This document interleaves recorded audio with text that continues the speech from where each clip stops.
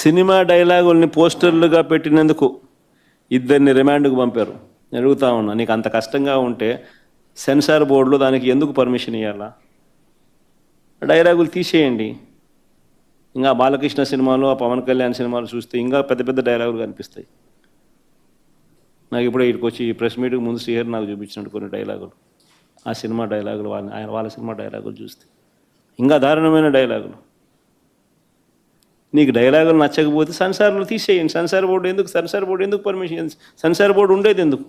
అంతేగాని ఆ సినిమా డైలాగులు, సినిమా వచ్చిన తర్వాత, రిలీజ్ అయిన తర్వాత ఆ సినిమా డైలాగులు, ఆ సినిమాలో మంచి పాటలు ఉంటే ఆ మంచి పాటలు అవన్నీ న్యాచురల్గా ప్రసిద్ధి చెందుతాయి.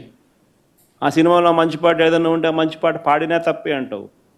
ఆ సినిమాలో ఏదైనా మంచి డైలాగులు ఏదైనా వీళ్ళకి నచ్చితే ఆ నచ్చిన డైలాగులు వీళ్ళు పోస్టర్లుగా పెట్టినా తప్పే, వీళ్ళు మాట్లాడినా తప్పే, వాళ్ళు చేసిన యాక్షన్లు వీళ్ళు చేసినా తప్పే. వాళ్ళు ఇలా అన్నా తప్పే, వాళ్ళు ఇలా అన్నా తప్పే. ఎందుకు మరి సినిమాలు ఎందుకు తీస్తున్నారు స్వామి? మీరు ఆపేసేయండి, మూసేయండి. ప్రజాస్వామ్యంలో ఉన్నామా లేదా అన్నది నిజంగా ఆలోచన చేసుకోవాలి మనం అంతా. ఇలాగొచ్చే నష్టపోయింది. అదే సినిమా డైలాగులు రాసుకున్నాడు, పాట పాడితే పాడినాడు, డైలాగులు కొట్టినాడు. ఇలాగొచ్చే నష్టమైంది అంటాను నేను. గుమ్మడికాయలు దొంగంటే భుజాలు తడుముకున్నట్టుగా ప్రతిదీ కూడా వాళ్ళు ఏమన్నా కానీ నిన్నే అన్నట్టుగా నువ్వెందుకు బాధపడతా ఉన్నావు? 131 మందికి నోటీసులు ఇచ్చినారు. 131 మందికి నోటీసులు ఇచ్చినారు.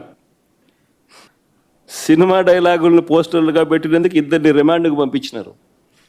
131 మందికి నోటీసులు ఇచ్చినారు.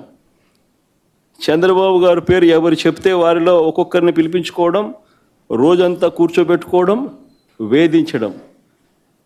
ఛార్జ్షీట్లు గమనిస్తే అండ్ అదర్స్ అని చెప్పి ఖాళీగా వదిలిపెడతారు. అంటే వాళ్ళకి నచ్చినోని ఇన్స్టాల్మెంట్ బేసిస్ కింద ఎప్పుడు కావాలంటే అప్పుడు ఇరికిచ్చేదానికోసం. స్థానిక ఎలక్షన్లు కానీ ఇంకొక ఎలక్షన్లు కానీ వచ్చినప్పుడు వీళ్ళు అదర్స్లు అందరినీ కూడా జాయిన్ చేయించేసేస్తారు. చేయించి వీళ్ళందరినీ ఎలక్షన్ల ముందు ఎత్తడం.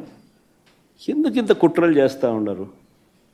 ప్రజాస్వామ్యంలో మంచి చేసి ప్రజల మనసులను గెలుచుకొని పాలన చేయాలి.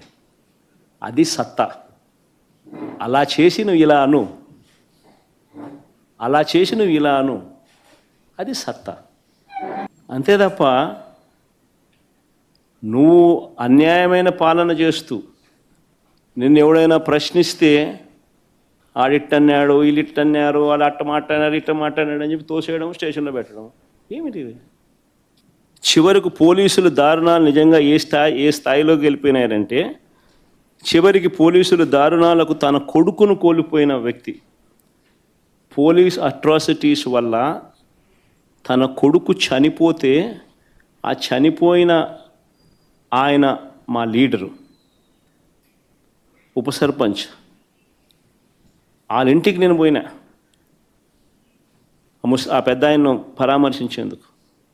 ఎంతటి దారుణం అంటే, పోలీస్ అట్రాసిటీస్ వల్ల చనిపోయిన వ్యక్తిని బెట్టింగ్ కేసులో చనిపోయినారని బెట్టింగ్ బ్యాచ్లో పెట్టేసినారు.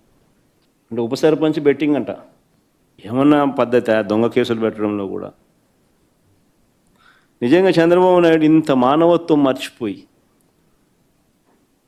చంద్రబాబు నాయుడు అనే వ్యక్తి తానే మాట్లాడుతూ ఉన్నాడు ఈ మాటలన్నీ కూడా. మరో ఉదాహరణ, ధరలు లేక తీవ్ర కష్టాల్లో మామిడి రైతులుంటే, తీవ్రమైన కష్టాల్లో మామిడి రైతులుంటే, మామిడి రైతులకు సంఘీభావంగా జూలై 9వ తారీఖున చిత్తూరు జిల్లా బంగారుపాలెం నేను వెళ్ళా. ఇదే మామిడి రైతుల పరిస్థితి గత సంవత్సరం వైఎస్ఆర్సీపీ ప్రభుత్వం ఉన్నప్పుడు. గత సంవత్సరం తోతాపురి మామిడి గత సంవత్సరం 25 నుంచి 29 రూపాయలు కేజీ. ఈ సంవత్సరం చంద్రబాబు నాయుడు ముఖ్యమంత్రి అయిన తర్వాత పరిస్థితి ఏమిటి అంటే 2.5-3 రూపాయలకు పడిపోయిన పరిస్థితులు. 2 రూపాయలకే నీకు కేజీ మామిడి దొరుకుతూ ఉంది అని అంటే రైతుల పరిస్థితి ఏమిటి? మామూలుగా మే నెల 10-15 తారీఖున తెరవవలసిన ఫ్యాక్టరీలు, ప్రాసెసింగ్ ఫ్యాక్టరీలను జూన్ 2వ వారం 3వ వారం అయినా కూడా తెరవల. జూన్ 2వ వారం 3వ వారంగా తెలుస్తుంది, ఒక నెల ఆలస్యంగా. ఆ నెల ఆలస్యంగా తెరవడం వల్ల పంట ఒకేసారి మార్కెట్లోకి వచ్చింది. సప్లై ఎక్కువ కావడంతో రేటు పడిపోయింది. రేటు పడిపోవడంతో రైతు నష్టపోయినాడు. ఇది జరిగిన వాస్తవం. తప్పిదం ఎవరిది? మ్యాన్ మేడ్ ఎర్రర్ కాదా ఇది? చంద్రబాబు నాయుడు తనకు సంబంధించిన బెనామీలు, తనకు సంబంధించిన గల్లా ఫుడ్స్, శ్రీని ఫుడ్స్, తనకు సంబంధించిన తన బెనామీలకు, తన వాళ్ళకు సంబంధించిన ఫుడ్ ఫ్యాక్టరీలకు మేలు చేసేందుకు కోసం కాదా చేసింది ఇదంతా? దళారీల వ్యవస్థ మేలు చేసేందుకు కాదా ఇదంతా చేస్తూ ఉన్నది? అడుగుతా ఉన్నా, ఎంతమంది రైతులకు 12 రూపాయలు వచ్చిందని? అసలు 12 రూపాయలు అనేది అతి తక్కువ ధర. లాస్ట్ ఇయర్ 25-29 రూపాయలకు అమ్మితే, కర్ణాటకలో 16 రూపాయలకు సెంట్రల్ గవర్నమెంట్ కొనుగోలు చేస్తూ ఉందని చెప్పి అక్కడ కేంద్ర మంత్రి లేఖ రాస్తే, సెంట్రల్ గవర్నమెంట్ విల్లింగ్నెస్ తెలిపితే, నువ్వు ఇక్కడ 12 రూపాయలు అని చెప్పి నువ్వు సిగ్గు లేకుండా చెప్తావు. ఆ 12 అయినా వచ్చిందా ఎంతమందికి వచ్చిందంటే అది లేదు. 2,20,000 ఎకరాలు, 6.5 లక్షల పంట, 6.5 లక్షల టన్నుల పంట, 76,000 కుటుంబాలు చంద్రబాబు నాయుడు గారి పుణ్యాన అల్లాడిపోయే పరిస్థితి రైతులకు వస్తే సంఘీభావం తెలపడం కోసం నేను అక్కడికి వెళ్తే తప్ప అని అడుగుతా ఉన్నది, నేరమా అని అడుగుతా ఉన్నా చంద్రబాబు నాయుడు. బంగారుపాలెం పర్యటనలో గ్రామ స్థాయి నుంచి జిల్లా స్థాయి నాయకుల వరకు ఏకంగా 2,000 మందికి పైగా నోటీసులు ఇచ్చినారు. నా పర్యటన అక్కడ ఖరారు అయ్యేసరికి 2,000 మందికి నోటీసులు. ఏంటికి ఇచ్చినారు నోటీసులు అడుగుతా ఉన్నా. రైతులకు సంఘీభావం తెలపడానికి నేను పోవడం తప్ప? ఆ కార్యక్రమంలో రైతులు పాలు పంచుకోవడం తప్ప? 2,000 మందికి నోటీసులు, 100 మందిని నిర్బంధించారు. 3 ఎస్పీలు, 9 మంది డిఎస్పీలు, 2,000 మంది పోలీసులు, చెక్ పోస్టులు.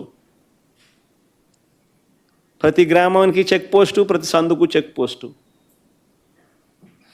ఇలా అంతా అయ్యింది నా సెక్యూరిటీ కోసం కాదు స్వామి, నా ప్రోగ్రాంకి ఎవరు రాకుండా చూసుకునేందుకు, వాళ్ళందరినీ నిర్బంధించి రైతులను నిర్బంధించేందుకు.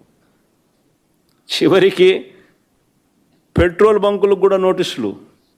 పెట్రోల్ పోస్తే బైకులకు పెట్రోల్ పోయకూడదని. అయినా కూడా కడుపు మండిన రైతులు వేలాదిగా తరలివచ్చారు. మామిడి పండ్లను రోడ్ల మీద చంద్రబాబు నాయుడు గారు ప్రభుత్వము దేశం దృష్టికి కూడా పోవాలి అనే ఉద్దేశంతో రోడ్ల మీద మామిడి పండ్లను వదిలేసి నా ప్రోగ్రాంలో నాతో పాటు కలిసినారు.